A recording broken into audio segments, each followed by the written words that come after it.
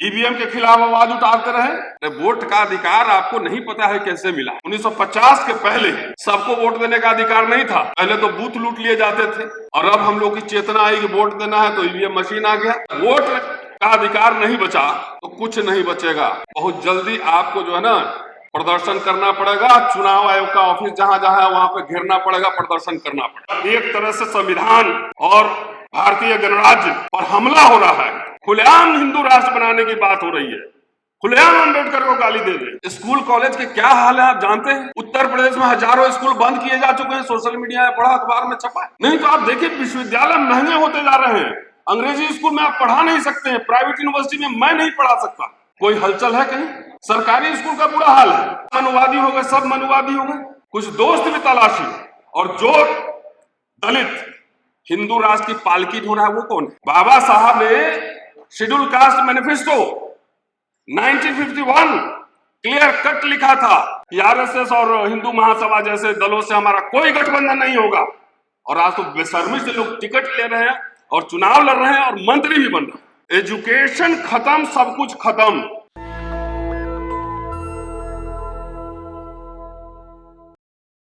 आज मैं फोकस रखूंगा एजुकेशन पे रखूंगा सिर्फ, और विशेष रूप से मैं दलित समाज के लिए बोलूंगा। बाकी लोग को ठीक लगे तो एक्सेप्ट कर सकते। बाबा साहब 3 तरह के चंदे लेते थे। एक इमारत फंड में, एक शेड्यूल कास्ट फेडरेशन के लिए, और तीसरा पीपल्स एजुकेशन सोसाइटी के। और एक एक पाई का हिसाब देते, एक एक पैसे का हिसाब देते थे। सार्वजनिक फंड जो लेते थे। आज क्या वो नैतिकता, नैतिक बल आज के नेताओं में है? बाबा साहब कर्जदार होकर उनकी मृत्यु हुई, कर्ज में थे वो। तो ये सवाल आज के समय में ये सवाल उठना जरूरी है। अगर हमारे जो लोग हैं सार्वजनिक जीवन में रहते हैं, अगर उनमें इतना नैतिक बल नहीं है तो जो भी समाज को मिला था वापस जा रहा है। कोई बचा भी नहीं पा रहा। जितने मुद्दे यहाँ रखे गए हैं, जाति जनगणना के बाद देश में सत्ता, संसाधन व संस्थानों में हिस्सेदारी, देश में बढ़ते निजीकरण के फलस्वरूप समान अवसर कैसे स्थापित, आर्थिक व सामाजिक समानता की प्राप्ति कब तक, देश में महिलाओं, एससी, एसटी, ओबीसी और अल्पसंख्यकों में बढ़ते अपराध पर नियंत्रण कैसे हो। इससे जरूरी सवाल, जब वोट का अधिकार बचेगा तब ना, वोट का अधिकार बचेगा तब ना ये सब आप मांग करेंगे। गौतम साहब बैठे हुए हैं। 2018 से लगातार चुनाव में धांधली की बात हम लोग उठाते रहे लगातार। अब तो खुल के सामने आ गया। अगर पॉलिटिकल पार्टीज हमारा साथ दिए रहते तो ये लड़ाई हम जीत लेते। ईवीएम के खिलाफ आवाज उठाते रहे। वोट का अधिकार आपको नहीं पता है कैसे मिला। 1950 के पहले सबको वोट देने का अधिकार नहीं था। इनकम टैक्स पे करने वाले और संपत्ति का क्राइटेरिया था, वही लोग वोट दे सकते। साइमन कमीशन के सामने बाबा साहब जब गए, पेश हुए, दस्तावेज दिया, तो पहली बार यूनिवर्सल फ्रेंचाइजी, सार्वभौम मताधिकार का मसला उठाया। इतने संघर्षों के बाद ये वोट का अधिकार मिला था हमें। पहले तो बूथ लूट लिए जाते थे और अब हम लोग की चेतना आई कि वोट देना है तो ईवीएम मशीन आ गया और कई तरह के हेरा फेरी है। तो राहुल जी ने अभी प्रोग्राम किया है, प्रेस कॉन्फ्रेंस देखिए, और ये सवाल तो हम लोग कितने साल से उठा रहे। तो जो अधिकार मिला है पहले वोट देने का, सरकार तो उसी से बनेगी ना, वोट से। अगर वोट का अधिकार नहीं बचा तो कुछ नहीं बचेगा।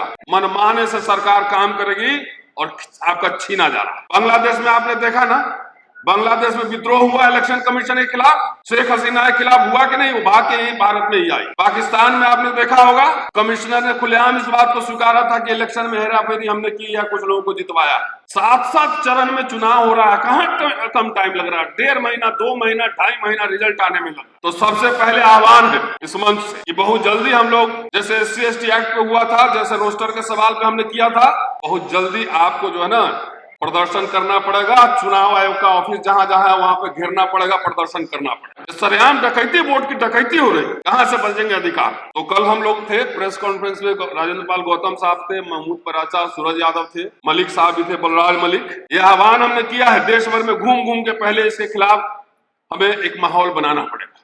ये सरकार हारती है, डरती है, हमने साबित किया। रोस्टर के सवाल पे भी हम लड़े और सरकार को झुकाए। तो वोट का अधिकार बचा लीजिए, तब ये सब बचेगा। और नहीं तो सरेआम आप देख लीजिए ना, क्या आपकी हकमारी। विश्वविद्यालय में पढ़ाता हूं मैं, आपको पता है 1942 में 1056 ICS, जो IAS कहते हैं, 1056 ICS थे। उसमें से शेड्यूल कास्ट सिर्फ 1 था। बाबा साहब ने क्या कहा उसी मेमोरेंडम में? Grievances of scheduled caste viceroy को उन्होंने सबमिट किया था। उसी मेमोरेंडम में कह रहे हैं कि शिक्षा और नौकरी का सवाल हमारे लिए जीवन मरण का प्रश्न, शिक्षा और नौकरी का सवाल हमारे लिए जीवन मरण का प्रश्न। हमारे सारे रास्ते बंद हैं, हम व्यापार नहीं कर सकते हैं क्योंकि सिस्टम इजाजत नहीं देता, हम पढ़ नहीं सकते हैं। उन्होंने कहा कि अगर हमारे हाथ में हथियार पकड़ाए रहते तो भारत कभी गुलाम नहीं होता। डॉक्टर अम्बेडकर के स्टेटमेंट। क्या आज शिक्षा और रोजगार का सवाल किसी नेता के एजेंडे पर है? इसमें इतने दलित बहुजन तमाम तरह के प्रोग्राम्स होते रहते हैं, कभी आपने शिक्षा के सवाल पर कोई सेमिनार सुना, देखा है? स्कूल कॉलेज के क्या हाल है आप जानते हैं? उत्तर प्रदेश में हजारों स्कूल बंद किए जा चुके हैं, सोशल मीडिया में पढ़ा, अखबार में छपा है। कोई आंदोलन है, कोई मूवमेंट है, कोई डिमांड है? कोई डिमांड नहीं। क्यों? हम मिडिल क्लास लोग जिनके दाल रोटी का इंतजाम हो चुका है, कपड़े का इंतजाम हो चुका है, अपने बच्चों के लिए अंग्रेजी स्कूल का इंतजाम कर चुके हैं, क्या यह सवाल किसी सेमिनार में उठता है? अभी मैं कुछ दिन पहले कॉन्स्टिट्यूशन क्लब में एक प्रोग्राम में था। कोई कॉन्स्टिट्यूशन क्लब में एक प्रोग्राम में था, मंडल दिवस के अवसर में प्रोग्राम था, और ओबीसी के लोग काफी संख्या में थे, हम लोग भी थे। अच्छी बात है कि ओबीसी में चेतना आ रही है और कम से कम वो दिन मंडल दिवस चाहे अंबेडकर जयंती मना रहे। एक्चुअली हम लोग जो है ना, किसी को शुक्रिया कहना भी नहीं जानते, थैंक यू कहना भी। और मैं समझता हूं कि हम लोग ईमानदार लोग नहीं हैं। दलित मिडिल क्लास का जो फॉर्मेशन है, दलित मिडिल क्लास, उसका फॉर्मेशन सिर्फ और सिर्फ एजुकेशन और सरकारी नौकरी से हुआ है। सरकारी नौकरी से हुआ है। क्या हमने थैंक यू बोला किसी को? स्पेशल कंपोनेंट की बात कर रहे थे, अभी प्राचा साहब बात करके गए हैं। स्पेशल कंपोनेंट कौन लाया था ये पता है? इंदिरा गांधी लेके आई थी। कभी थैंक यू बोला? गैस एजेंसी, पेट्रोल पंप में रिजर्वेशन मिला, थैंक यू किसी को बोला? नौकरियों में आरक्षण मिला, थैंक यू बोला? नहीं बोलते। इसलिए जो रूलिंग एलीट है, रूलिंग एलीट समझ चुका है कि इस जमात में, दलित जमात में खाली इलेक्शन का कीड़ा काटा हुआ है, इलेक्शन का कीटाणु काटा हुआ है। इसको नौकरी रोजगार ये सबसे कोई मतलब नहीं। तो आप देखिए विश्वविद्यालय महंगे होते जा रहे हैं। अंग्रेजी स्कूल में आप पढ़ा नहीं सकते हैं, प्राइवेट यूनिवर्सिटी में मैं नहीं पढ़ा सकता। कोई हलचल है कहीं? सरकारी स्कूल का बुरा हाल है। इसलिए ये बात मैं कह रहा हूं, आप बोलेंगे कि बाबा साहब ने आरक्षण का प्रावधान संविधान में कर दिया, तो कर दिया तो आरक्षण अपने आप लागू हो गया, तो उसको कोई लागू करेगा? संविधान तो अभी भी तक खत्म क्यों हो रहा है? ये सवाल पूछिए, ये सवाल पूछिए कि संविधान तो अभी भी है। अरे उसी कॉन्स्टिट्यूएंट असेंबली में जब 25 नवंबर को भाषण दे रहे थे, बाबा साहब ने क्लियर कट कहा था कि कोई संविधान अच्छा या बुरा नहीं होता, लागू करने वाले लोगों की प्रकृति कैसी है उस पर डिपेंड करता है। संविधान अच्छा हो, लागू करने वाले लोग बुरे हो, संविधान खराब होगा। संविधान बुरा हो, लागू करने वाले लोग अच्छे हो, संविधान अच्छा है। 1980 के दशक तक, 1980 के दशक तक कह रहा हूं, महज 30 साल इंडियन रिपब्लिक के, भारतीय गणराज्य और संविधान के महज 30 वर्ष, 20 लाख SC/ST कर्मचारियों की फौज खड़ी हो गई।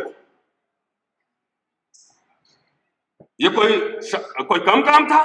ये भारतीय रिपब्लिक, इंडियन रिपब्लिक की शानदार उपलब्धि थी। उसको हमने सेलिब्रेट नहीं किया, सबको गाली दिया।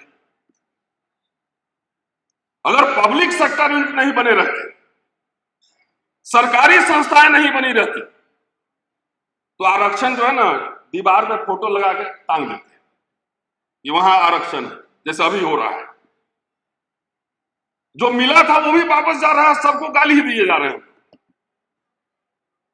क्योंकि मैंने देखा ओबीसी के जितने प्रोग्राम्स, हमारे लोग, इंदिरा गांधी इमरजेंसी पे अभी बहस हो रही थी, तो हमने एक पोजीशन रखा कि किसी के लिए होगा इमरजेंसी, दलितों के लिए कोई इमरजेंसी ना था। दलितों का था 2500 साल से इमरजेंसी लगा हुआ है। इंदिरा गांधी ने जितने अफर्मेटिव एक्शन किए भारत के इतिहास में, जगजीवन राम और इंदिरा गांधी ने जितने अफर्मेटिव किए, उसकी वजह से सरकारी नौकरों की फौज खड़ी हुई। कभी किसी को शुक्रिया ही नहीं। सब मनुवादी हो गए, सब मनुवादी हो गए। अरे कुछ दोस्त भी तलाशिया, कुछ दोस्त भी तलाशी। और जो दलित हिंदू राष्ट्र की पालकी ढो रहा है वो कौन है? बाबा साहब ने schedule caste manifesto 1951 clear cut लिखा था कि आरएसएस और हिंदू महासभा जैसे दलों से हमारा कोई गठबंधन नहीं होगा। और आज तो बेशर्मी से लोग टिकट ले रहे हैं और चुनाव लड़ रहे हैं और मंत्री भी बन रहे हैं। जात का एक खाली आपको देगा मंत्री, मंत्री लेके झुनझुना बजाते रहे। अरे एक नौकरी मैं पढ़ा रहा हूं तो मुझे 3 लाख रुपए सैलरी है, एक नौकरी से पूरा परिवार पलता है, और वैकेंसी उसमें बहुत लिमिटेड है। बिजनेस की ओर बढ़िए, व्यापार करवाइए, बिजनेस मैनेजमेंट बढ़ाइए। 1943 में दिल्ली में ही बाबा साहब ने कहा था श्रमिकों की सभा में कि सत्ता तो मिल जाएगी, क्रांति तो हो जाएगी, चलाओ कैसे? बार बार पढ़िए। बाबा साहब ये कह रहे हैं कि हमारे कार्यकर्ताओं को चाहिए कि उनको इतिहास, राजनीति विज्ञान, अर्थशास्त्र की जानकारी हो, वो अंग्रेजी बोलना सीखे। ये सब बाबा साहब को नहीं पढ़े। बाबा साहब जैसे मैं मंडल कमीशन में बोल रहा था कि अर्जुन सिंह का नाम भी नहीं लेता है लोग। क्यों? मैं मिला हूं अर्जुन सिंह से कई बार, और ओबीसी के रिजर्वेशन के सवाल पर मिला हूं मैं और सूरज मंडल साहब। वीपी सिंह का सेलिब्रेशन नहीं होता है। कौन आपके लिए करेगा? कुछ नहीं करेगा। जो भी कुछ करता है उसको आप भूल जाते हो, और नहीं तो गाली ही देते हो। अरे पावर एलीट से बात करना होता है, बातचीत करनी होती है। बाबा साहब जो है ना, बात करते थे वायसराय से, मेमोरेंडम देते थे, बार्गेन करते थे। और आप कह रहे हो सरकार बनेगी तो हम सब कर लेंगे, तब तक जो है वो खत्म हो रहा है, जो है वो खत्म हो रहा है। देखिए, बाबा साहब की जिंदगी गुजर गई ये साबित करने में कि we are minority in national life. हम राष्ट्रीय जीवन में अल्पसंख्यक हैं, और यही आधार बना रिजर्वेशन का कॉन्स्टिट्यूशन, यही आधार बना। अच्छा, वो कहते थे कि पिछड़ा वर्ग अपनी सभा करे, सब अपनी सभा करे, कॉमन मिनिमम एजेंडा पे हम साथ चलेंगे आगे। तो बाबा साहब बोले अल्पसंख्यक है, और आप कह रहे हैं हम बहुसंख्यक हैं। ये कंफ्यूजन हटाइए। दलित राइट्स के प्रोटेक्शन के लिए आप लड़िए। जो साथी आएंगे ओबीसी वाले लड़ेंगे, हम साथ खड़े होंगे, लड़े हैं। रोस्टर के सवाल पर लड़ा, लेकिन ये मेरे समझ में नहीं आता है कि सिर्फ और सिर्फ चुनाव है, 5 साल में एक बार आएगा। जब बाबा साहब इंग्लैंड में गए थे गोलमेज सम्मेलन में, 1335 पाउंड राजा महाराजाओं से चंदा लिया था। एक किताब ही ला रहा हूं, दलित राजनीति और चंदे का सवाल, किताब ही इस पे बना रहा हूं। 1335 पाउंड लिया था, जानते हैं किस लिए? शोलापुर, वहां महाराष्ट्र में हॉस्टल खोलने के लिए, हॉस्टल खोलने के लिए। पीपल्स एजुकेशन सोसाइटी हॉस्टल खोले, कॉलेज खोले।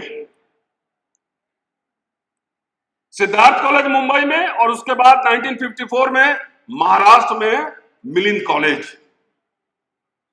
उन्होंने कहा कि अब मैं अपना ध्यान अब धर्मांतरण और शिक्षा पे लगाऊंगा, राजनीति में मेरी दिलचस्पी अब उतनी नहीं। तो कॉलेज यूनिवर्सिटी क्यों खोले? वो भी महल अपना बना लेते। उनके जन्मदिन पर, 60वें जन्मदिन पर 60,000 रुपया लोगों ने दिया था कि आप अपने ऊपर खर्च कीजिए। उन्होंने कहा नहीं, ये इमारत बनेगा इससे, और शानदार इमारत बनेगा। मिलिंद कॉलेज के लिए हैदराबाद के निजाम ने 54 एकड़ जमीन फ्री में दिया, 12 लाख रुपए इंटरेस्ट फ्री लोन दिए, और मुझे लगता है कि वो लोन वापस किए नहीं होंगे। 56 में तो परिनिर्वाण हो गया। एजुकेशन मिनिस्टर उस समय सरदार जोगिंदर सिंह थे। 6 लाख रुपए लोन लिया कि हमको कॉलेज खोलना है। बाद में आपको पता है इंदिरा गांधी ने राइट ऑफ किया वो लोन, चुका नहीं पाए थे तो इंदिरा गांधी ने राइट ऑफ किया 6 लाख रुपए। किस लिए? सवाल यही है, हमारे पार्लियामेंट में हमारे लोग जाए ना, कुछ ऑक्सफोर्ड कैम्ब्रिज से भी पढ़ के आए और अर्थशास्त्र, अच्छा पढ़ाई लिखाई करके जाएंगे, मुद्दों की समझ होगी, बोलेंगे, तोता बनकर नहीं रहेंगे। किसी भी देखिए नेता से तो बुलवाना पड़ेगा, और इसके लिए जब तक आप जागृत नहीं हो, सवाल नहीं पूछेंगे। मैं लीडर से मिलता हूं, अपने व्यक्तिगत काम से नहीं मिलता, मैं एजेंडे पे मिलता हूं, मुद्दों पर मिलता हूं। मैं मिला था लोकसभा चुनाव के पहले राहुल गांधी से, मैंने पूरा दलित इमांसिपेशन मैनिफेस्टो दिया था कि आप जब सरकार में आएंगे तो हमारे बच्चों के लिए क्या करेंगे। सिर्फ एजुकेशन से रिलेटेड साथ दिया था कि फेलोशिप पे कोई क्राइटेरिया नहीं होना चाहिए, जो बच्चा विदेश में एडमिशन हुआ सबको पैसा दो। इस साल तो 40 ही बच्चों को मिला है, और भी इनकम क्राइटेरिया 2.5 लाख रुपए। क्लास 4 एम्प्लॉय का भी जो है ना 2.5 लाख से ज्यादा तनख्वाह है। तो एक हाथ में दे रहा है, दूसरे हाथ से ले रहा है। कोई न पार्लियामेंट में हलचल है, न यहां हलचल है। तो मैं सिर्फ आपको ये जगाने आया, जागिएगा तो जगिए, ठीक है, नहीं तो हमें जो काम करना है हम तो करेंगे। अब हम लोग कहां सुधर सकते हैं? बिगड़ गए हैं तो बिगड़ गए। एजुकेशन खत्म, सब कुछ खत्म, ये समझ लीजिए। नौकरियां, लाखों लाख नौकरियां मिल सकती है, अभी भी है। आधा कॉन्ट्रैक्चुअल कर दिया, प्राइवेट हो गया, कोई हलचल नहीं। बाबा साहब ने जो आपको राइट्स दिए, किस लिए दिए? ऐसा है कि आप पैसे आपने खर्च नहीं किए, करोड़ों करोड़ों चंदा दिया, करोड़ों करोड़ों यही सरकारी बाबू लोग चंदा दिया, लिए एक बढ़िया अपना कॉलेज खोलने के लिए पैसा नहीं दिया। रिसर्च पे हमारा समाज एक ढेला नहीं खर्चा करता, कुछ नहीं। झूठ बोल देंगे ना अभी मुकेश सिद्धार्थ जी को कि चलिए आपका टिकट कंफर्म कराते हैं विधानसभा, तो 2 करोड़ रुपया लेकर तुरंत आ जाए। ऐसा है ना, लोग आते हैं। लेकिन बोलेंगे रिसर्च पे हिस्ट्री, बाबा साहब ने कहा था हिस्ट्री शेरनी का दूध है जो पिएगा दहाड़ेगा। लेकिन हिस्टोरियन कहां बना रहे हैं, इतिहासकार कहां है, पॉलिटिकल साइंटिस्ट कहां है, उसमें कितना इन्वेस्टमेंट हो रहा है समाज का। बोले 2 साल का छुट्टी ले रहा है भाई, इसको स्कॉलरशिप दीजिए। कोई स्कॉलरशिप दलित समाज ने बनाया? एक बार एक बच्चे को लंदन भेजने के लिए हमने क्राउड फंडिंग की थी, एक को जर्मनी भेजने के लिए। एक बच्ची अभी कलकत्ता में लेदर टेक्नोलॉजी कर रही, उसको 5.5 लाख दिए, एक को 25 लाख दिए थे। ये इसलिए कह रहा हूं कि एक रास्ता दिखाया था कि आप सरकार जब विड्रॉ कर रही है तो समाज भी इसके लिए खड़ा हो। अभी भी कल मेरे पास एक लड़का आया था, ये लोगों ने, हमारे यूट्यूबर दिल्ली के साथी है, इन लोगों ने थोड़ा क्राउड फंडिंग किया उसके लिए। कोई मतलब इस तरफ ध्यान नहीं है। हायर एजुकेशन, एजुकेशन का मतलब सिंपल एजुकेशन नहीं, बाबा साहब कहते हैं हायर एजुकेशन। कोई इसमें चर्चा नहीं होती है, खाली चर्चा होती है कि भाई हमको टिकट मिल जाए और ये हो जाए। मैं अमूमन देखता हूं, इसी में से अभी बोल दूंगा कि 25 विधानसभा का टिकट बांटना है और 25 आदमी को 100-100 करोड़ का बिजनेस कराना है, कौन सा पसंद करेंगे? तो मैं जानता हूं कि 25 टिकट पसंद करेगा, 100 करोड़ का बिजनेस पसंद नहीं करेगा। तो इसीलिए जो लोग हमारी आवाज भी उठा रहे हैं, खाली शत्रु मत तलाशिए, वर्ग मित्र भी तलाशिए। सारे चमचे हो गए, सारे मनुवादी हो गए, ऐसे थोड़ी होता है। संविधान सभा में कितने दलित थे? एक, डॉक्टर अंबेडकर। अगर उसमें कंसेंसस नहीं बनता कि दलितों को रिप्रेजेंटेशन, आरक्षण दिया जाए, तो बाबा साहब अपने से लगा देते उसे। रूलिंग एलीट के साथ डायलॉग हुआ ना, संवाद हुआ। हाँ, यहां तो संवाद ही करना बंद है। और दूसरी बात, सोशल मीडिया पे दलितों में गालीबाजियों के फौज आ गई, फौज। देखा आपने? थोड़ा सा डिबेट हुई, एक ढेला पढ़ा नहीं होगा, बाप के पेंशन पे बुलेट में उड़ रहा होगा। कुछ काम की बात कीजिए, एजुकेशन, रोजगार, ऐसा बात कीजिए,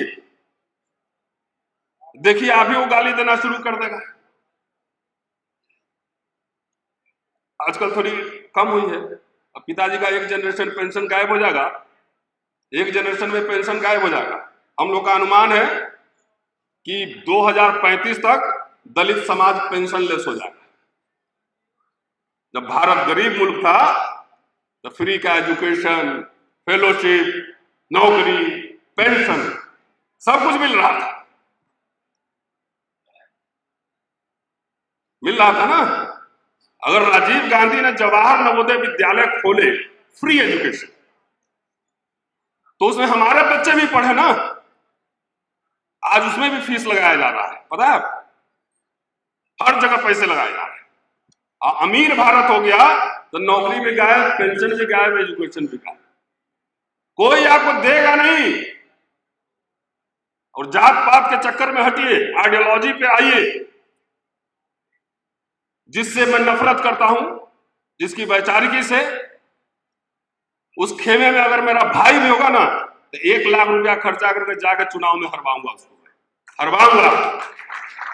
खाली सत्ता पाने के लिए, खाली कुर्सी पे बैठने के लिए हर जगह मत्था मत टेकिए। जब एक तरह से संविधान और भारतीय गणराज्य पर हमला हो रहा है, खुलेआम हिंदू राष्ट्र बनाने की बात हो रही है, खुलेआम अंबेडकर को गाली दे रहे हैं, संसद में खुलेआम संविधान की प्रतियां जलाई। उस समय जब हुआ हो तो दलित बाबा साहब अंबेडकर से ज्यादा बुद्धिमान हम लोग नहीं है। उनको पता था कि हम सत्ता में नहीं आ सकते। लखनऊ में ही भाषण है 24 फरवरी 1948 का कि दलित अपने बल पे सत्ता में नहीं आ सकता, सोशल कोलैबोरेशन करना होगा, सोशल कोलैबोरेशन करना होगा। यहां कोलैबोरेशन हो रहा है, जात जात की पार्टियां बन रही, जात जात, और उसको खरीदना आसान है। जात जात की पार्टी बन रही है। हमारे लोग वैसे भी वो बड़ा ड्रीम नहीं है, 1,000, 10-20 हजार करोड़ वाले नहीं है, 150 करोड़ 20 करोड़ में बिक जाते हैं। तो सवाल, सबसे पहला सवाल जो मैंने उठाया कि पहले अपना वोट बचा लीजिए। घर बैठे जो है ना, फ्री का कुछ नहीं मिलता है। चूंकि हम लोग को फ्री में मिला ना, डॉक्टर अंबेडकर लड़के प्रोविजन करके चले गए, बाद में जवाहरलाल नेहरू, इंदिरा गांधी ने लागू किया, सरकारी संस्थाएं बने, तो उसमें रिप्रेजेंटेशन मिला। वो धीरे धीरे गायब हो रहा। हमने उसकी लड़ाई लड़ी ही नहीं, लड़ी ही नहीं। सबको खाली शत्रु तलाशने में पूरी ऊर्जा कराते, ये भी शत्रु, ये भी शत्रु, ये भी शत्रु, ये भी शत्रु। ऐसे होता है क्या? इतने मेंबर ऑफ पार्लियामेंट हमारे हैं, एक कॉमन इशू पे प्रोटेस्ट नहीं कर सकते? कर सकते हैं ना। लोग में भी हलचल नहीं है। मिडिल क्लास थोड़ा एसी में रह के रेस्ट ज्यादा ले लिया है। एसी में रहना बुरी बात नहीं है, लेकिन खून के उबाल में जो ठंडा ही नहीं आना चाहिए। खून के उबाल का मतलब डंडा चलाना नहीं है। इधर नेशनल दस्तक की आपसे गुजारिश है कि अगर इसको बचाना चाहते हैं तो नेशनल दस्तक को सब्सक्राइब करने के लिए रेड कलर के सब्सक्राइब बटन को दबाएं, फिर बेल आइकन की घंटी दबाएं। नेशनल दस्तक को बचाने के लिए बहुत जरूरी है कि हर खबर को शेयर करें, लाइक करें, कमेंट जरूर करें।